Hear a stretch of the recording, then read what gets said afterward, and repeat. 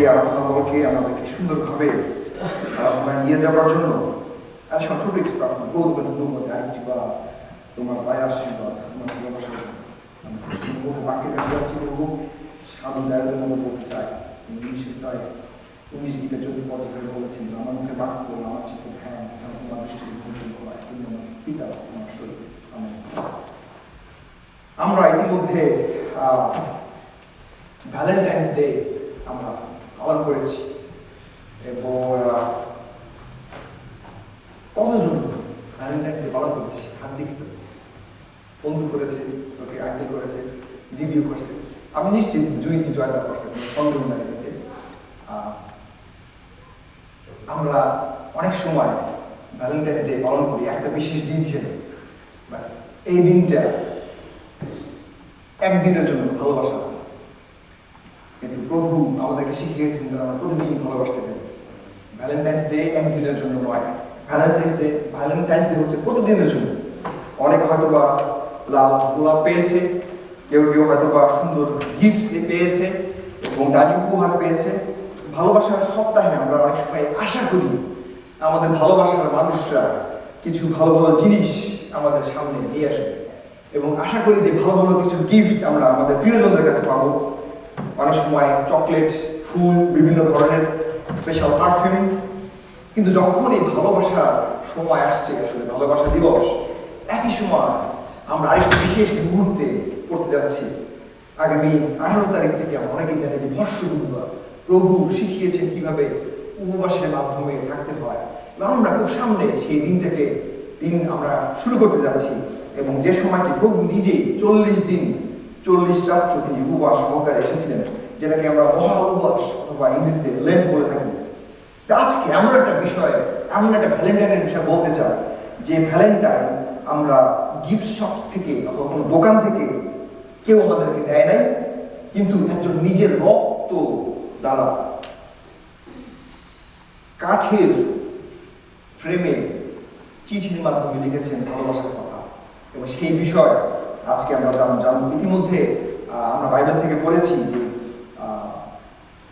প্রভু যীশু খ্রিস্টের তার প্রথম এবং দ্বিতীয় যে ওয়ার্ড বাক্য ক্রুশ থেকে তিনি বলেছিলেন কিন্তু আসলে তার পিছনে কি ঘটেছিল আমরা অনেকে ভালোবাসা দিবস উদযাপন করতে ভালোবাসি আবার অনেকে ভালোবাসা দিবস থেকে একটু এড়িয়ে দেওয়ার চেষ্টা করি ব্যক্তিগতভাবে আমি ভালোবাসা দিবসের বিপক্ষে কারণ আমার হিসেবে ভালোবাসা দিবস প্রতিদিন বাবা দিবসের আমি বিপক্ষে মা দিবসের বিপক্ষে কারণ আমার বাবাকে আমি প্রতিদিন ভালোবাসি আমার মাকে আমি প্রতিদিন ভালোবাসি আমার বাবাকে গতকালকে বলেছিলাম যে কালকে ভালোবাসা দিবস তুমি মাকে নিয়ে কোথাও দুপুরে খেতে যাও বাবা আমাকে বলে তাহলে ভালোবাসা দিবস সব দোকান তো বন্ধ কোন দোকানে যাবো আমি বলছি তোমার এই কথা কে বলছে দোকান বন্ধ সব দোকান খোলা তুমি যাবা না সেটা তুমি বলো যাই হোক আমরা যখন খাবারের কথা বলি লেন্ট অথবা উপবাসকাল আমরা আমাদের খাবারের তালিকা থেকে মাছ মাংস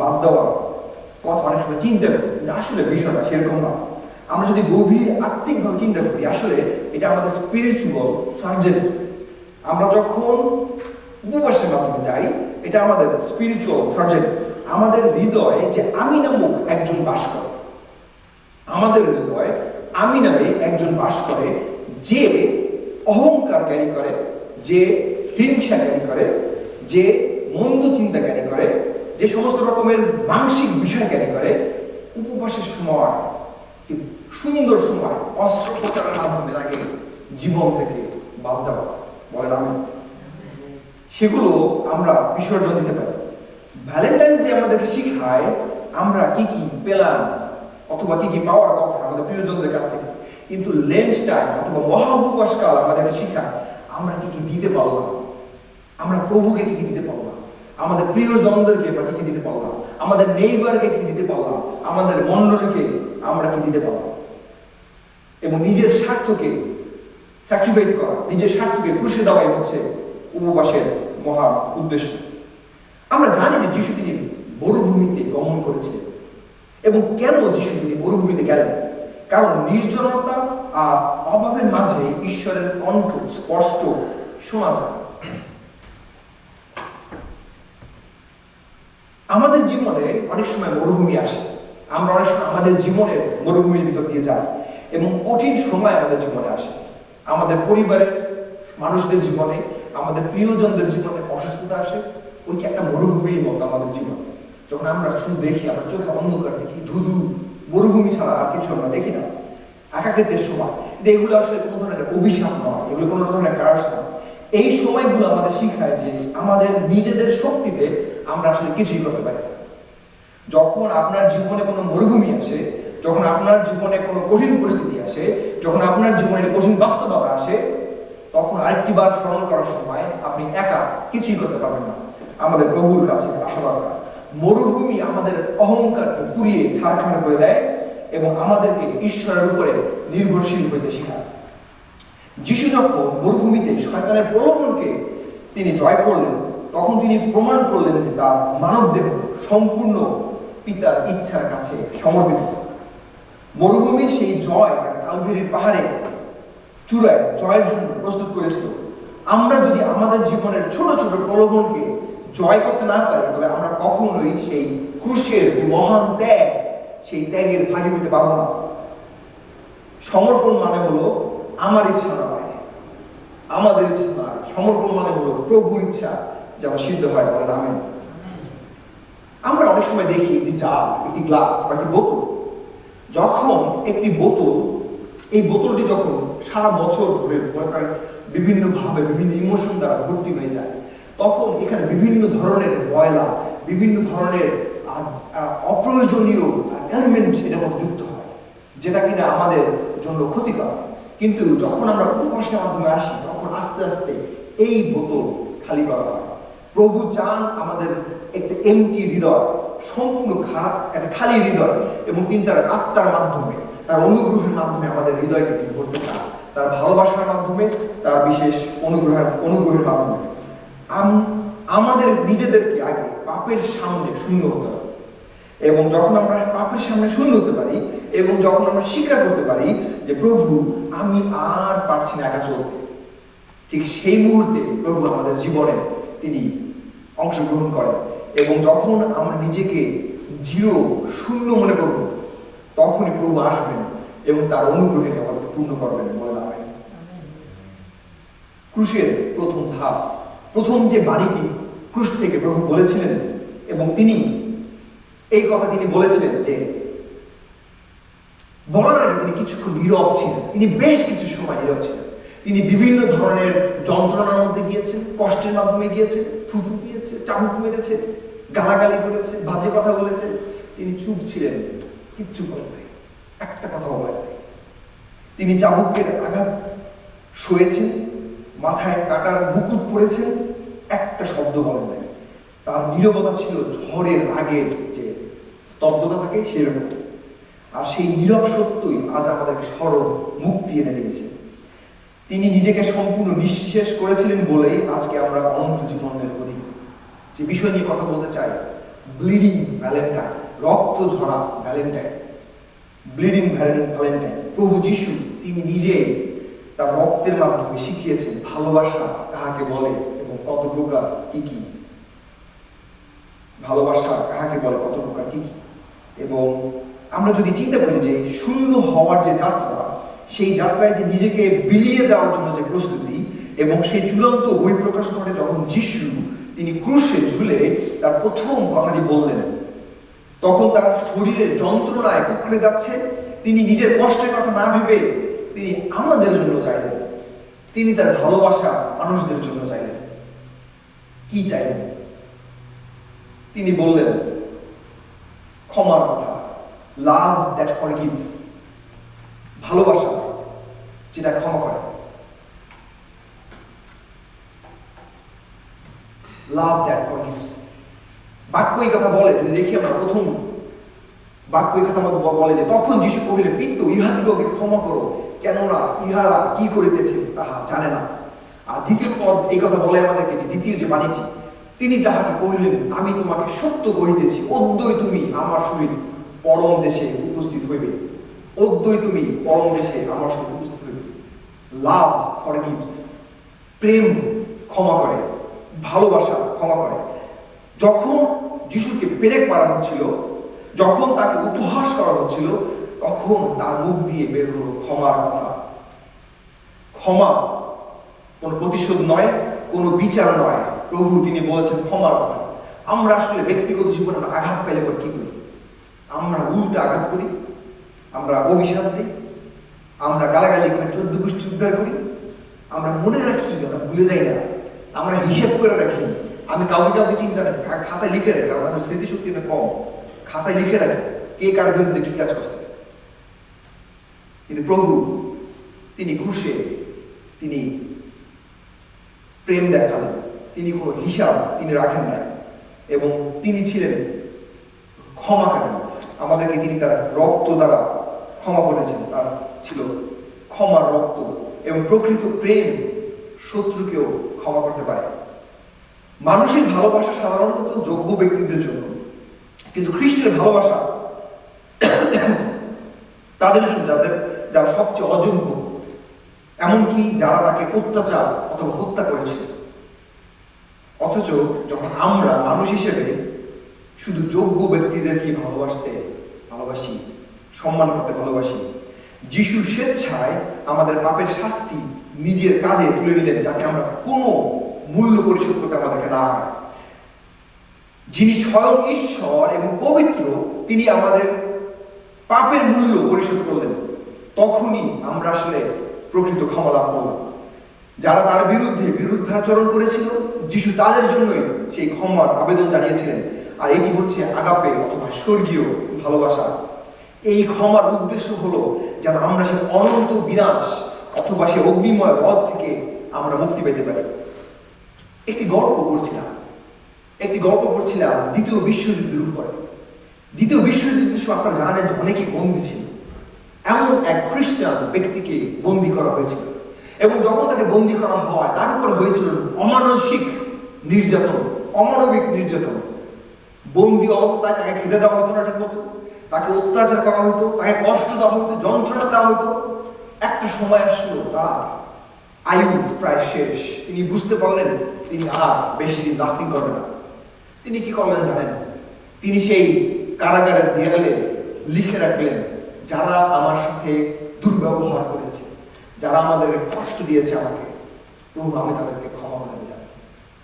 এই ক্ষমা আমাদেরকে কি বলে? এই ক্ষমা আমাদেরকে কি বলে? এটি লিখেছিলেন কারণ সেই ক্রুশের সেই রক্ত ঝরা ভালোবাসা নিজের হৃদয় সেই দাস, সেই বিশ্বাসী তিনি অনুভব করেছিলেন, এবং তিনি বলে দিতেছিলেন যে যিশু তাকে ক্ষমা করেছেন, সেই যিশুর অনুসারী হিসেবে তারও ক্ষমা করা দরকার যারা তাকে কষ্ট দিয়েছে। আমরা কি ক্ষমা করতে পারি, নাকি আমরা এখনো অন্যের বিরুদ্ধে রাগ ধরে রাখি এবং তিলে তিলে রাগকে ঘৃণাকে আস্তে আস্তে বড় করছি এবং আমাদের হৃদয়কে ভারী করে যাচ্ছি? আমরা আর কিছু দিনের মধ্যে আমরা সেই গুড ফ্রাইডে পালন করতে যাচ্ছি। তার আগে থেকে আমরা প্রস্তুতি নিতে চাই। এই উপবাসকালের শুরুতে আসুন আমরা প্রস্তুতি নেই, যে আমাদের হৃদয় ক্ষমার মনোভাব থাকে, আমাদের হৃদয় খ্রিস্টের প্রেম থাকে। প্রেম যন্ত্রণা সহ্য করে, প্রেম যন্ত্রণা সহ্য করে। লাভ সাফার্স। আমরা যদি দেখি বাক্য আমাদেরকে এই কথা বলে,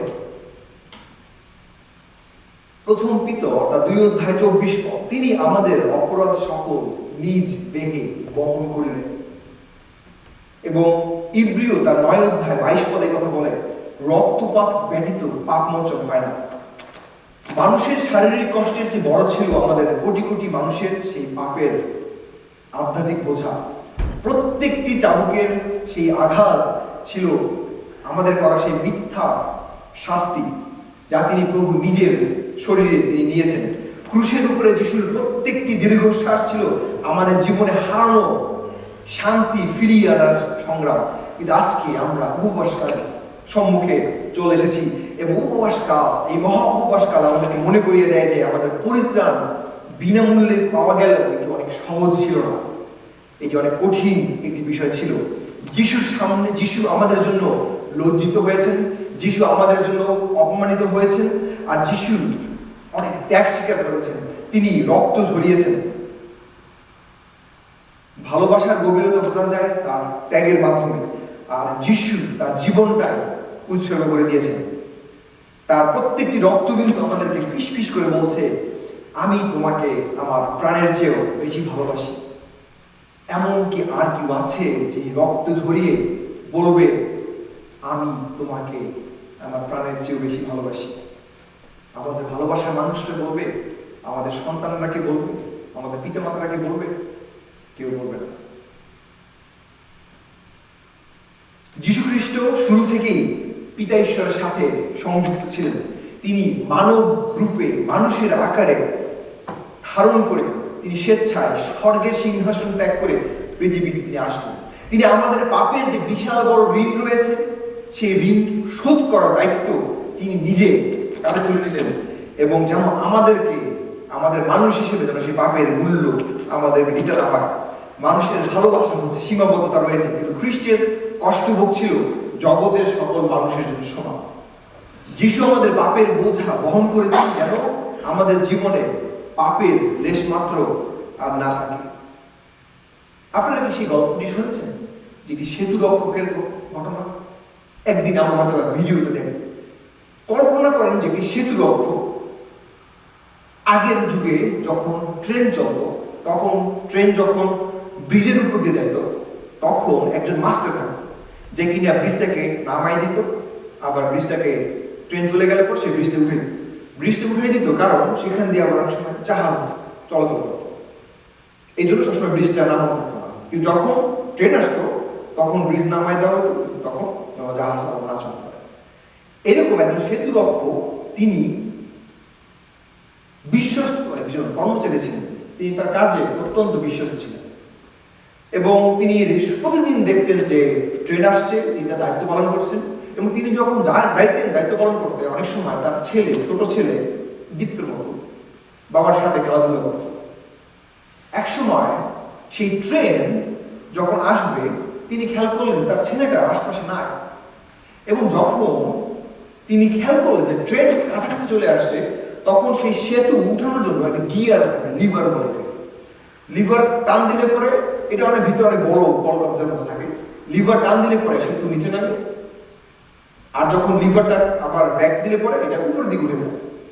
তো সেই লিভারের বড় বক্স আছে। একটি ছোট ছেলে, তার ছেলেটি খেলা করতে করতে এক সময় সেই যে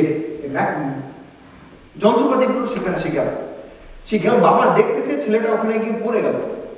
এখন বাবা জানে যদি সন্তান সেই গিয়ার যদি সে উঠায়, তাহলে ভিতরে সে চাকা করবে এবং সন্তান সেই চাকা করে মারা যাবে।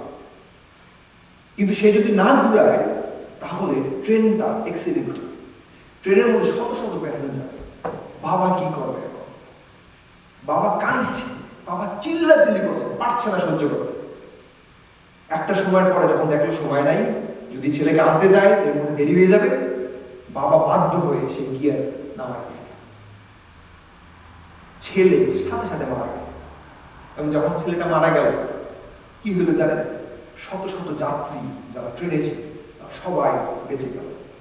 বাবার কষ্ট, বাবার যন্ত্রণা কে দেখতে পারে? দেখার কেউ নাই, কিন্তু বাবা জানে বাবা কি হারিয়েছেন, পিতা জানে পুত্রকে হারানোর বেদনা। আমাদের প্রভু যীশু খ্রিস্ট, তিনি নিজের রক্ত দ্বারা আমাদেরকে ক্রয় করেছেন। তিনি আমাদেরকে সুযোগ করে দিয়েছেন যেন আমরা ভালোবাসতে পারি। তিনি সুযোগ করে দিয়েছেন যেন আমরা ক্ষমা করতে পারি। তিনি সুযোগ করে দিয়েছেন।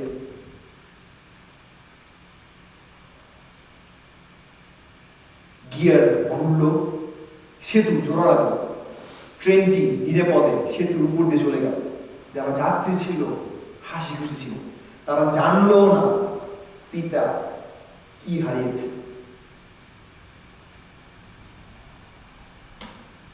লাভ অ্যাকসেপ্ট, প্রেম গ্রহণ করে। বাক্য এই কথা বলে আমাদেরকে, লোকলিখিত সুসমাচার 23-43 পদ, আমি তোমাকে সত্য বলিতেছি, অদ্যই তুমি পরম দেশে আমার সঙ্গী হইবে। প্রভু ক্রুশ থেকে সেই পাপীকে বলছেন, সেই চোরকে বলছেন, অদ্যই তুমি পরম দেশে আমার সঙ্গী হইবে। আমরা যদি দেখি রোমীয় পুস্তকের 5-8 পদে কথা বলে, আমরা পাপী থাকতেই খ্রিস্ট আমাদের জন্য মৃত্যুবরণ করিলেন। খ্রিস্ট আমাদের জন্য মৃত্যুবরণ করিলেন। আমাদের কি করণীয় রয়েছে? মানুষের প্রতি ঈশ্বরের ভালোবাসা অবিচ্ছেদ্য। চোরটি অযোগ্য হলেও যিশু তাকে পরম দেশে সঙ্গী করার সেই মেলবন্ধনের প্রমাণ তিনি করেছেন, এবং সেই প্রত্যাশা আজকে আমাদের জন্য আমাদের জীবনে রয়েছে। যিশুকে কেবল সঙ্গী হিসেবে নয়, বরং প্রভু হিসেবে গ্রহণ করলে আমরা তার ভালোবাসা প্রকৃত অভিজ্ঞতা লাভ করতে পারি। আমাদের জীবনে যিশুকে তার যোগ্যতম স্থান দেওয়া প্রয়োজন, কারণ তিনি আমাদের অনন্ত জীবনের নিশ্চয়তা দিয়েছেন। সমাজ যাকে ত্যাগ করেছিল, যিশু তাকে সিংহাসনে পাশে জায়গা দিলেন। এটি হচ্ছে নিঃস্বার্থ ভালোবাসার মূল কথা। যিশু চান যেন আমাদের জীবন যেন তার ভালোবাসায় পরিপূর্ণ হয়। আজকে প্রভু চান যেন আমাদের জীবন, আমাদের পরিবার যেন তার ভালোবাসায় পরিপূর্ণ থাকে। আর সেই পূর্ণতা শুরু হয় যখন আমরা তার কাছে নিজেদেরকে সমর্পণ করি। একটি সত্যিকারের গল্প শুনছিলাম। সেই ট্রেনের কথা বলছিলাম। সেই ট্রেনে অনেক মানুষ ছিল, আরেকটি প্রাণ ছিল। সেই প্রাণ একটি অপবাহিত, দুষ্ট, কথা শোনে না, বাবার কথা শোনে না, মায়ের কথা শোনে না। সে বাবা মার কাছ থেকে দূরে সরে গিয়েছে, কোনো কথা শুনতে চায় না। যখন যায় বাবার কাছ থেকে টাকা পয়সা নিয়ে সে গেছে, অন্য দেশে গিয়ে সমস্ত টাকা পয়সা সে শেষ করে ফেলেছে।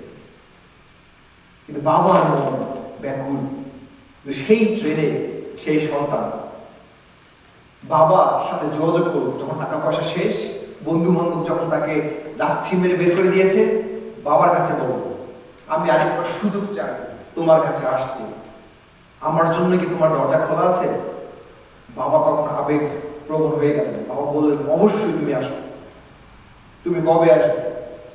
আমি তোমাকে বিশ্বাস করি না তুমি আমাকে গ্রহণ করবে কিনা। যদি তুমি আমাকে গ্রহণ করো সত্যি সত্যি, তাহলে আমার ঘরের সামনে, কারণ ট্রেন লাইন, তার পাশে কিছু গাছ এবং তার পাশেই তাদের ঘর, তুমি অমুক গাছের অমুক জায়গায় সাদা পতাকা টানে রাখবে।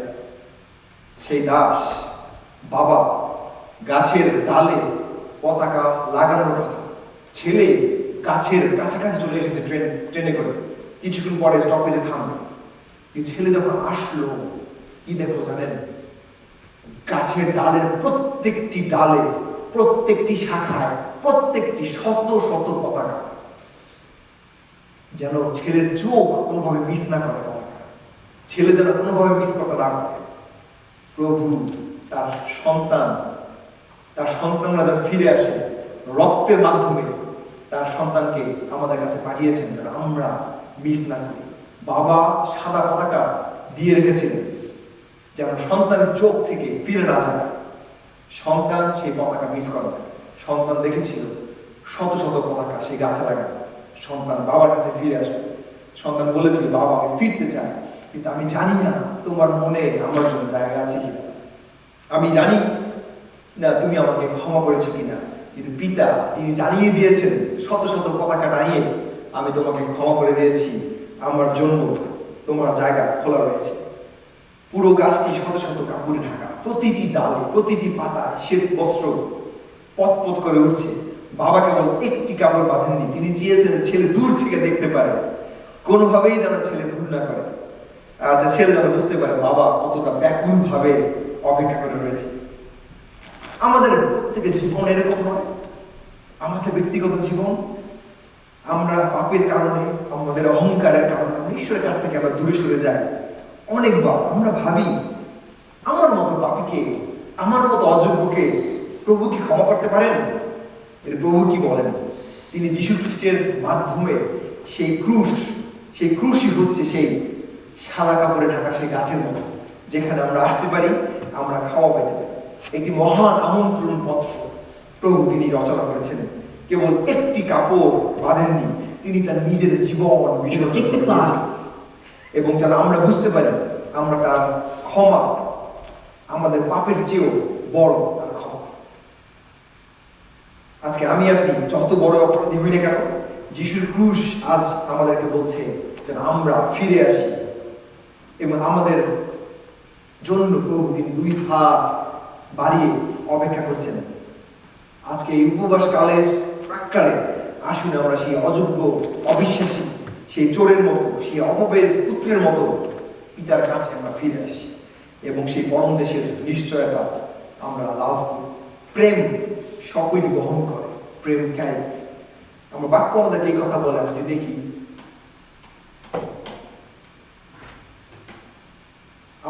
বাক্য আমাদের এই কথা বলে যে গালাতীয় 6 অধ্যায়ে 2 পদ, তোমরা পরস্পরের ভার বহন করো।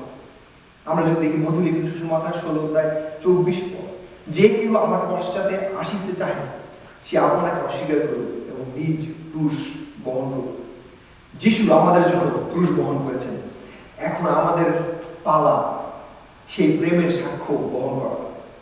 আজকে ভালোবাসা দিবস একদিনে ফুরিয়ে যায়, কিন্তু ক্রুশের দায়িত্ব প্রতিদিন। বন্ধু একটি কথা বলেছিল যে, বন্ধু আমি জানতাম তুমি আসবে এবং ওর এই বিশ্বাসটুকুর জন্য আমার ঝুঁকি নেওয়া সার্থক হয়েছে। প্রিয় মণ্ডলী, আমাদের জীবনে যখন আমরা পাপের রণক্ষেত্রে ক্ষতবিক্ষত, যখন আমাদের বাঁচার কোনো আশা ছিল না, তখন যিশু আমাদের জন্য একই কাজটি করেছেন। তিনি তার রক্ত দ্বারা আমাদেরকে তিনি জীবন দান করেছেন। আমরা নিশ্চিত মৃত্যু উপত্যকা দিয়ে আমরা গমন করছিলাম।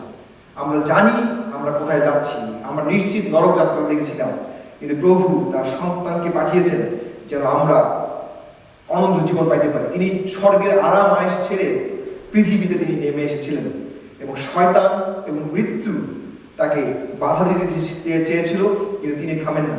তিনি ক্রুশ পর্যন্ত এসেছেন, কারণ তিনি জানতেন আমরা তাকে ছাড়া অসহায়। তিনি আমাদের পিছে করে অনন্ত জীবনের দিকে নিয়ে যেতে চেয়েছেন। আজকে সেই উপবাস প্রাক্কালে যিশু আমাদেরকে এই একই আহ্বান জানাচ্ছেন যেন আমরা আমাদের নিজেদের কথা শুধু না ভাবি, বরং আমরা আমাদের যে পাশের ভাই, আমাদের নেইবার, আমাদের প্রিয়জন, তাদের কথা যেন আমরা ভাবি। আমাদের পাশে যে ভাইটি বোনটি যে পাপের কারণে বা কষ্টের মধ্যে রণক্ষেত্রে রয়েছে, যুদ্ধক্ষেত্রে রয়েছে, তাকে আমরা যিশুর ভালোবাসা আসুন সকলে মিলে টেনে ধরি। যিশু আমাদের জন্য এসেছেন, এখন আমাদের পালা অন্যের জন্য দাঁড়ানো। এটাই হলো ক্রুশ বহন করার পথ। আসুন আমরা সকলে উঠে দাঁড়াই। আমরা এই সময় শেষ পর্যায়ে চলে এসেছি। আমরা একটি গান করব। আমরা সকলে মস্তক অবনত করি, সকলে মস্তক অবনত করি। যিশুর ভালোবাসা কোনো সস্তা আবেগ নয়।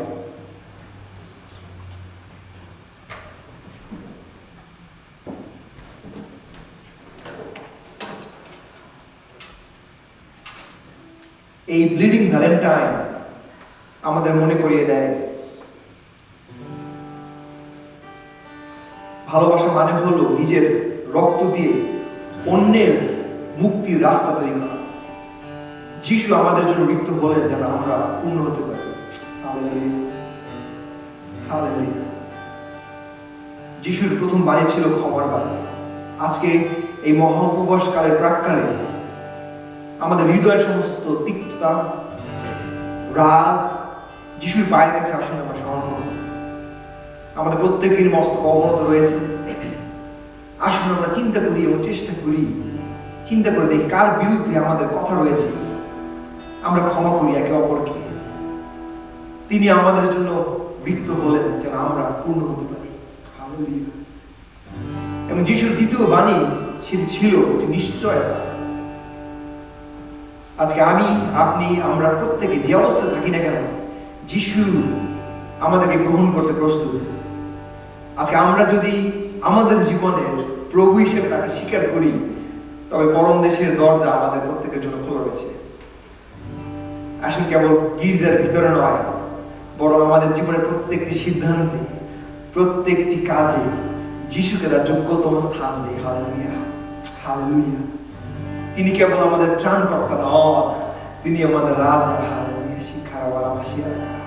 আসলে আমাদের হৃদয়ের সিংহাসন তাকে আমরা সমস্যায় রাখি, তাকে আমরা সেখানে বসতে দেই। হালেলুয়া।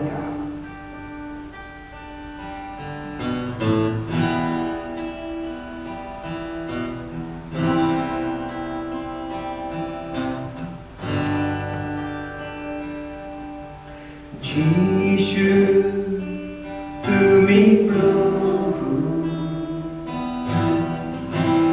এ প্রাণের প্রথম প্রেম, জানি না বলি কিভাবে যে তুমি আমার গুপ্তধন। আসুন সকল মুখ খুলে আরেকবার গাই, যিশু তুমি প্রভু, যে প্রাণের প্রথম প্রেম, জানি না বলি কিভাবে যে তুমি আমার গুপ্তধন। তুমি আমার বাসনা, আর তুমি আমার সাধনা, আর তুমি আমার অর্চনা। এসো যিশু এ প্রেম আমার, যিশু তুমি প্রভু,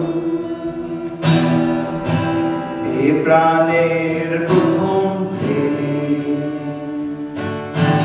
জানি না বলি কিভাবে যে তুমি আমার গুপ্তধন, আর তুমি আমার বাসনা, আর তুমি আমার সাধনা, আর তুমি আমার অর্চনা। এসো যিশু এ প্রেম আমার। হালেলুয়া।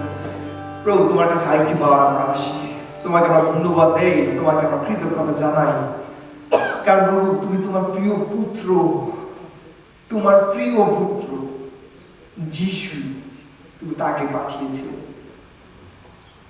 যেন আমাদের মতো অযোগ্য, আমাদের মতো অধম, পাপী পাপী, পাপের অন্ধকারে পূর্ণ, জঘন্য যেন মুক্তি পেতে পারে। Hallelujah, hallelujah. তোমাকে ধন্যবাদ দেই, তোমাকে কৃতজ্ঞতা জানাই তোমার পুত্রের জন্য। তিনি তার রক্ত দ্বারা আমাদের কিনে নিয়েছেন, আর তুমি অপেক্ষায় রয়েছো সেই সাদা পতাকা টানিয়ে গাছের মধ্যে, শত শত পতাকা, যেন তোমার পুত্র, তোমার সন্তান ফেরত আসে। হালেলুয়া। প্রভু আমরা তোমার কাছে আরেকটি বার আসি, তোমাকে ধন্যবাদ দেই যে অপরচুনিটি তুমি আমাদের দিয়েছো তোমার গৌরব করার জন্য, যে সুযোগ তুমি আমাদেরকে দিয়েছো তোমার গৌরব করার জন্য। প্রভু আমাদেরকে তুমি আরো শক্তিশালী রূপে তোমার গৌরব করতে প্রভু, যেন আমরা এই একটি স্থানে আটকা করে না থাকি, যেন আমরা এই গুড নিউজ, এই সুন্দর খবর, এই আনন্দের খবর যেন আমরা আমাদের প্রিয়জনদের কাছে, আমাদের পরিচিত জনদের কাছে, যারা জানে না এখনো প্রভু, যারা তোমাতে আনন্দ পায় নাই, আমরা তাদের কাছে যেন সেই গুড নিউজ দিতে পারি। প্রভু গো, ভালোবাসা দিবস একদিনের জন্য নয়, তুমি শিখিয়েছো ভালোবাসা কি, কিভাবে ক্ষমার মাধ্যমে ভালোবাসার নিদর্শন দেখাতে হয়, কিভাবে ক্ষমার মাধ্যমে কাছে আনতে হয় ভালোবাসার মানুষদেরকে। আমাদেরকে তুমি দয়া করো, তুমি সাহায্য করো, এবং তোমার পবিত্র আত্মায় আমাদের পূর্ণ করো। হালেলুয়া। আমরা কিছুক্ষণ পরে আমরা আমাদের নিজ নিজ গৃহে ফেরত যাবো করবো, কিন্তু একটি সপ্তাহ আমরা তোমার কাছে আসি করবো। তুমি আমাদেরকে দয়া করো, এই মণ্ডলীকে তোমার কাছে রাখি, এই মণ্ডলীর সমস্ত ভার তোমার কাছে রাখি, তুমি সবকিছু দ্বারা তুমি গৌরবান্বিত হও। আমরা আগামী সপ্তাহে আবার আসতে চাই এবং তোমার গৌরব, তোমার প্রশংসা গান, আমার মুখ খুলে হাত তুলে একসাথে করতে চাই, এবং সেই দিনের জন্য আমরা প্রার্থনা করি। আশীর্বাদ কর প্রভু আমাদের বাংলাদেশি কমিউনিটিকে। প্রভু তুমি একটি বিশেষ উদ্দেশ্যে এই মণ্ডলীকে তুমি খুলে দিয়েছো, একটি প্রাণ বিনষ্ট না হয় কিন্তু অনন্ত জীবন পায়। তুমি প্রত্যেকটি প্রাণকে তুমি এই সময় আশীর্বাদ করো। তুমি তোমার বাক্যে তুমি বলেছো প্রভু।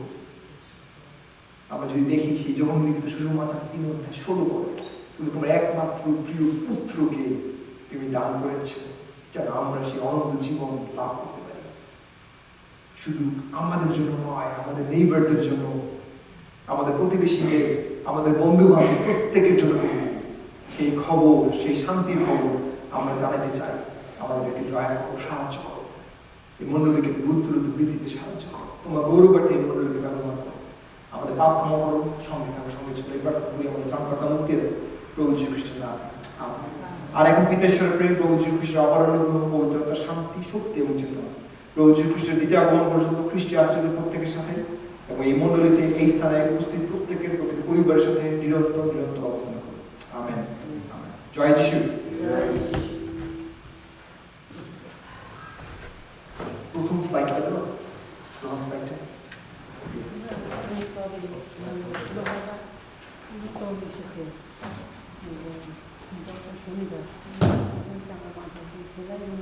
দশ মিনিট। হ্যাঁ